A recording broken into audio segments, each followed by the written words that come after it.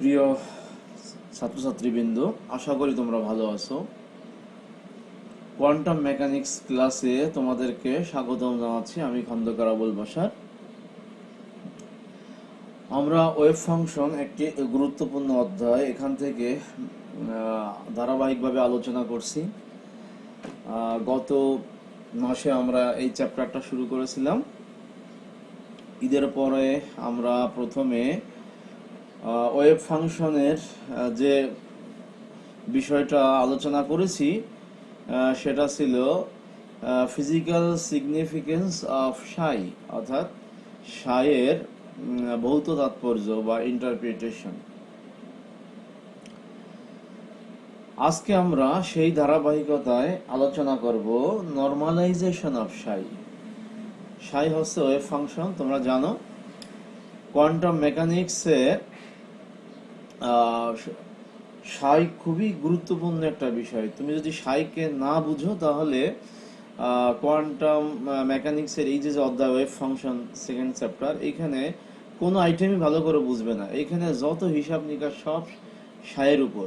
অর্থাৎ একটা ওয়েভকে জানতে হলে তার নেচার, তার ভৌত তাৎপর্য, তাকে পাওয়ার যে সম্ভাবনা ইত্যাদি বিষয় যদি জানতে হয় তাহলে সাইকে জানতে হবে। আর সাইকে জানতে হলে অবশ্যই নর্মালাইজেশন অথবা নর্মায়িত করে তারপরে সেটা সম্পর্কে জানা যাবে। এই জন্য আমরা আজকে নর্মালাইজেশন অফ সাই সম্পর্কে আলোচনা করব, যে কিভাবে সাইকে নর্মালাইজড করা যায়। তো বিষয়টা তো ইংরেজিতে বলা আছে, আমি ইংরেজিতে বলবো, বাট বাংলায়ও বলবো। যদি তোমরা অনেকেই বাংলায় লিখো, উত্তর দাও প্রশ্নপত্রে, সেই ক্ষেত্রে তোমাদের প্রত্যেকেরই সুবিধা হবে। এই জন্য আমি দুইভাবেই বলবো। তাহলে চলো আমরা শুরু করি। নর্মালাইজেশন অফ সাই, অর্থাৎ ওয়েভ ফাংশনের সাধারণকরণ বা নর্মায়িত যেটাকে বলি। কিছু কিছু ক্ষেত্রে ইংরেজির বাংলা করা খুবই একটু কঠিন বা মানে বিব্রতকর বা অস্বস্তিকর হয়, এই জন্য ইংরেজিতে পড়াই ভালো। তো যাই হোক, আমরা শুরু করি। নর্মালাইজেশন অফ সাই বলতে আমরা কি বুঝি সেটা কিন্তু আমি শুরুতেই বলছি, যে ওয়েভ ফাংশনকে জানার জন্য সেটাকে এমনভাবে প্রকাশ করা যেখান থেকে আমরা হিসাব নিকাশ বাস্তবসম্মতভাবে খুব সরলীকৃত অবস্থায় পাই এবং ওয়েভ ফাংশনের ভৌত অবস্থা সম্পর্কে অবগত হতে পারি। আচ্ছা, তো আমরা যে প্রিভিয়াস ক্লাস, সেই ক্লাসে আমরা অর্থাৎ ইন্টারপ্রিটেশন থেকে দেখেছিলাম যে একটা ইকুয়েশন ছিল, the probability of finding a particle somewhere in the region must by unity so that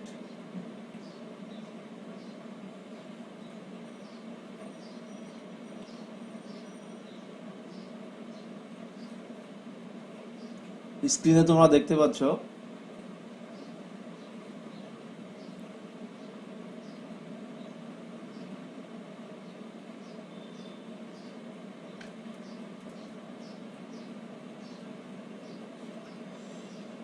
integration p of r dr is equal to integration of psi star psi dr is equal to 1। এটাকে আমরা equation 1 বলতেছি। এটা কিন্তু আমরা previous lecture থেকে জেনেছি। এখানে একটা বিষয় ক্লিয়ার, যে আমরা যদি কোনো লেকচারের ধারাবাহিকতা রক্ষা না করি সেই ক্ষেত্রে কিন্তু পরবর্তী লেকচারে গিয়ে আমাদের সমস্যা হবে। যেমন আজকের লেকচারটা যে পাবে না বা করবে না, সে কিন্তু পরবর্তী যে লেকচারটা হবে সেই লেকচারে আমরা দেখা যাবে যে আলোচনা করব ইকুয়েশন অফ কন্টিনিউটি। যদিও এটা আমি হোমওয়ার্ক হিসেবে রাখবো, বাট এটা তো আমি এক্সপ্লেইনও করব। তো ইকুয়েশন অফ কন্টিনিউটি কিন্তু মেকানিক্সের সব জায়গায় আছে, তোমরা ক্লাসিক্যাল মেকানিক্স দেখেছো, আবার কোয়ান্টাম মেকানিক্সও পাবা। তো ইকুয়েশন অফ কন্টিনিউটি যখন তোমরা ড্রাইভ করবা তখন কিন্তু এই টার্মগুলো আবার আসবে, তখন কিন্তু বুঝবে না। সো প্রত্যেকটা লেকচার তোমাদেরকে ফলো করতে হবে।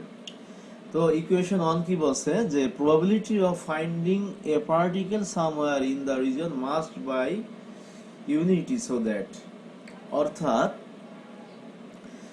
কোন একটা বস্তু কণাকে নির্দিষ্ট একটা রিজিয়নে যদি আমরা পেতে চাই তার সম্ভাবনা এই যে ইকুয়েশন 1 এই ইকুয়েশন 1 এর মধ্যে থাকবে, অর্থাৎ এই ইকুয়েশন 1 থেকেই সম্ভাবনা পাওয়া যাবে। তো ইকুয়েশন 1 কে আমরা এখন নরমালাইজড করব, অর্থাৎ সাধারণকৃত বা নরমায়িত করব। Where the integration extend over all space, the probability between P of RT and psi star psi. আমরা কিন্তু প্রিভিয়াস লেকচারে ম্যাক্স বোরের পোস্টুলেট সম্পর্কে অবগত হয়েছি, তাই না? ম্যাক্স বোর তিনি একটা স্বতঃসিদ্ধ বিষয়ে প্রস্তাব করেছিলেন। তো এখানে আমরা বলতেছি যে এই ইন্টিগ্রেশনটা যদি পি অফ আর টি এবং সাই স্টার সাই এর মধ্যে হয়, ম্যাক্স বোর যে প্রস্তাবনা রেখেছিলেন স্বতঃসিদ্ধ এই কোয়ান্টাম মেকানিক্সের ওয়েভ ফাংশনের ব্যাপারে, তার স্বতঃসিদ্ধ যে বিষয় সেটা এই ইকুয়েশন 1 থেকে পাওয়া যেতে পারে। The relation 1 clearly be fulfilled if one sets, অর্থাৎ এই ইকুয়েশন 1 থেকেই হচ্ছে পুরোপুরি আমরা বোরের যে পোস্টুলেটস সেটা আমরা পেতে পারি। ইকুয়েশন 1 যদি আমরা পাই তাহলে বোরের ওই স্বতঃসিদ্ধ বিষয়টা আমরা পরিষ্কারভাবে এখান থেকে পাবো, অর্থাৎ এই ইকুয়েশন 1 এবং বোর পোস্টুলেটস এরা পরস্পরের পরিপূরক, একটা আরেকটাকে সাপোর্ট করবে। সুতরাং আমরা এখন প্রসেড অগ্রসর হতে পারি। Proceeding this way we conclude P of RT is equal to psi star psi by integration of psi star psi dr. এটা হচ্ছে ইকুয়েশন 1।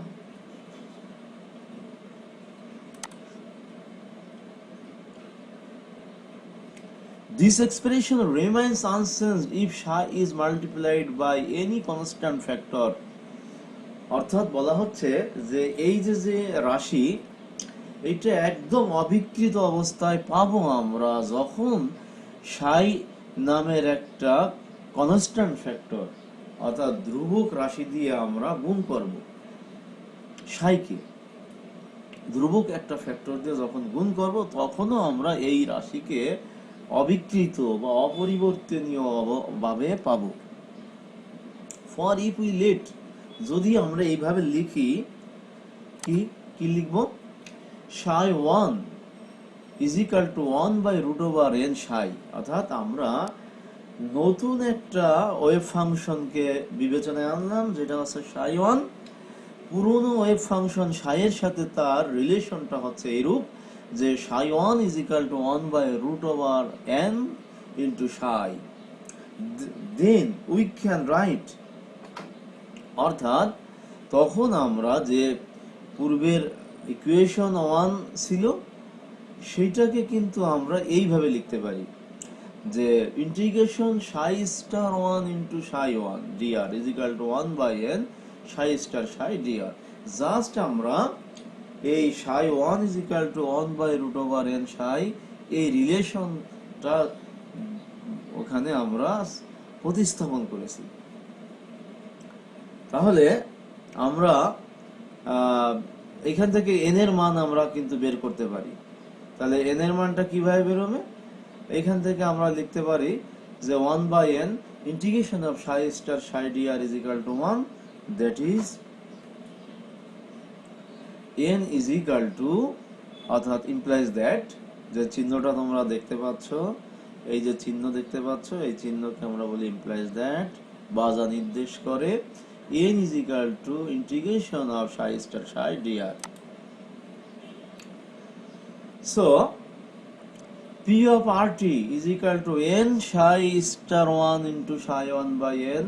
তাহলে দেখা যাচ্ছে যে এই রিলেশনে যে মিডিল পার্ট সেখানে n উপরেও আছে নিচেও আছে, অর্থাৎ লবেও আছে n হরেও আছে n, অতএব n যদি আমরা ক্যান্সেল করে দেই following by cancellation rules, then we can get, আমরা এটা পেতে পারি যে psi star 1 into psi 1, এটাই হচ্ছে p of rt এর সমতুল্য। তাহলে আমরা বলতে পারি the function defined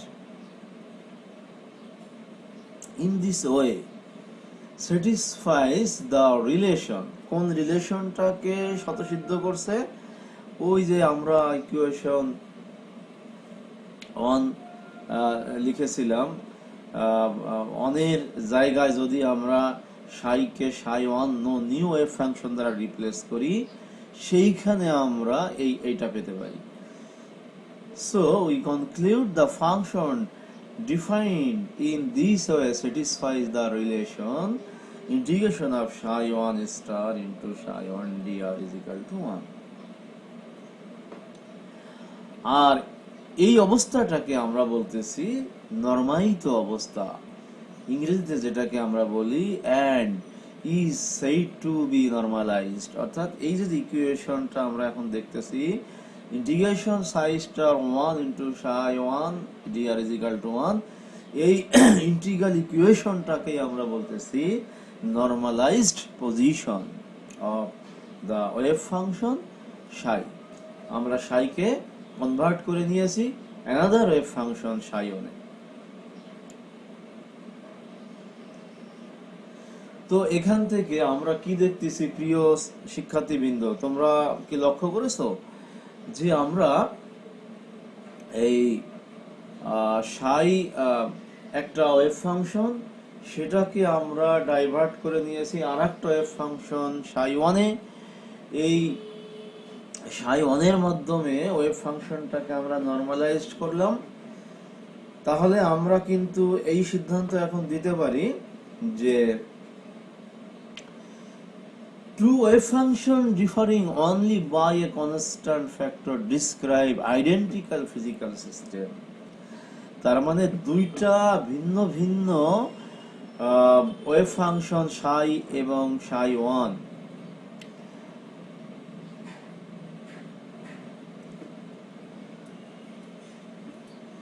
এই দুইটা শুধুমাত্র পার্থক্য একটা কনস্ট্যান্ট ফ্যাক্টরে, তাই না, যেটা আমরা দেখেছি সেটা ছিল 1/n। এই কনস্ট্যান্ট ফ্যাক্টরের দ্বারা পার্থক্যকৃত দুইটা ওয়েভ ফাংশন psi এবং psi 1 শুধু কনস্ট্যান্ট দ্বারা পার্থক্য, এরা কিন্তু একই রকম ভৌত অবস্থা তৈরি করে বা বর্ণনা করে। সুতরাং আমরা একটা কৌশল এখান থেকে জানতে পারলাম বা এখান থেকে অবগত হলাম যে ভিন্ন দুইটি ওয়েভ ফাংশন যাদের মধ্যে পার্থক্য শুধু একটা কনস্ট্যান্ট ফ্যাক্টরে, তারা কিন্তু একই রকম ভৌত অবস্থা বর্ণনা করে।